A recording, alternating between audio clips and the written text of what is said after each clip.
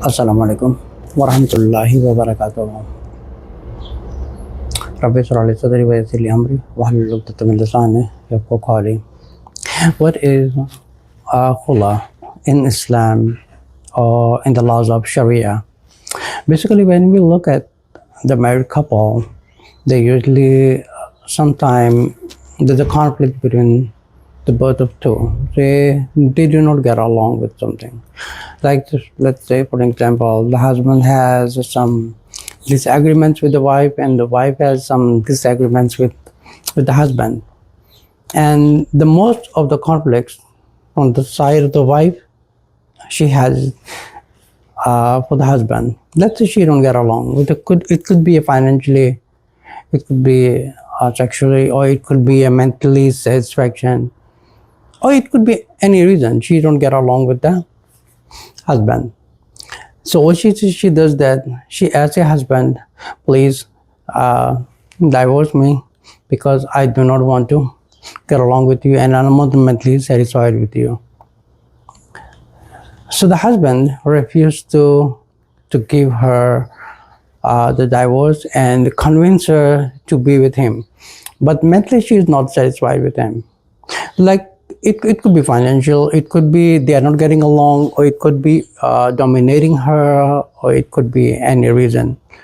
So if he refused to give her a divorce, so she goes to contact a local imam, or it could be a Sharia council, it could be a Sharia board, or it could be any imam, or it could be any imam who is authorized to give the fatwa by in writing and by stamps and by signing the declaration. So she contacts him. She tells the imam, okay, I'm not getting along with my husband, and some cases are like the minors, but some cases are like a major. But in the major cases, but it is not recommended for the sisters for the minor conflict. You should approach an imam or any Sharia and asking for divorce from the husband, because in a minor cases, so she has a problem of getting patience with her husband. She has a patience problem. So minor things, everyone has a minor things. But let's talk about the major things. So she approached an imam. She tells him, okay, I don't get along with him and he doesn't want to leave me. I want you to mediate between us. So the imam or the Mufti, he becomes a mediator between the couple. He approaches the husband and asks him, look, you are not allowed to force your wife to live with you. So it's good for you if you just release her, because she doesn't like you.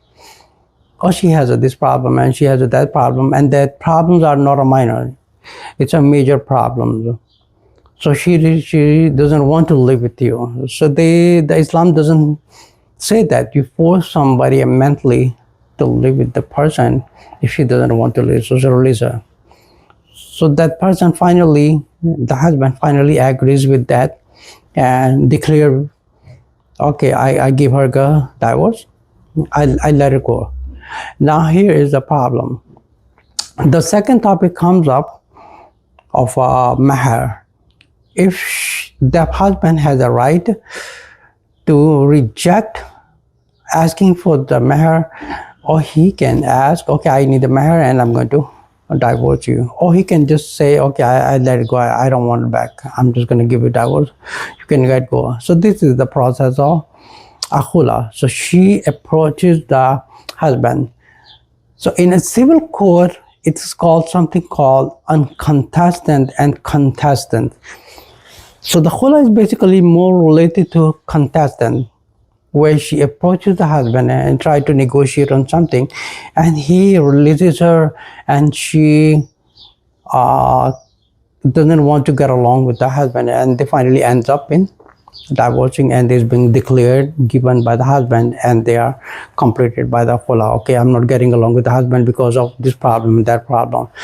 So husband has a right to either ask for the mahar, or he just let it go. So it's up to the husband. So they can negotiate into each other. So this is the way of the procedure of the Khula. So if any sister living in in USA, Canada.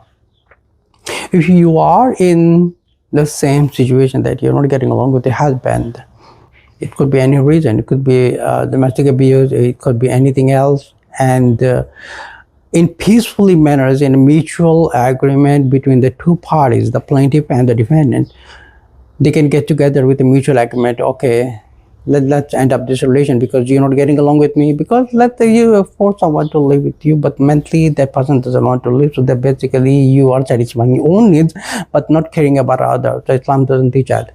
Islam teaches that the both has an equal right. She can get out of the relationship, or he can get out of the relationship. And another point, when a woman files a khula and the declaration is being completed, in the matters of khula, she has the right to go back to husband by any time, by making a decision, going back to doing the re-nikah, asking for the haq mahar again, going through the same process as it was done in the beginning. So if someone's sister is living in USA and Canada, they do not know where to file the khula, and they do not know where to file the Islamic divorce, contact the Sharia Council of America. And we have been serving for more than 10 years in helping many sisters who are in the same situations. And some of them are being in extent that they have contacted the law enforcement in the local area. So all those sisters living in Canada and USA, or you're looking to file a khula and you do not get along with your husband, so contact the Sharia Council of America.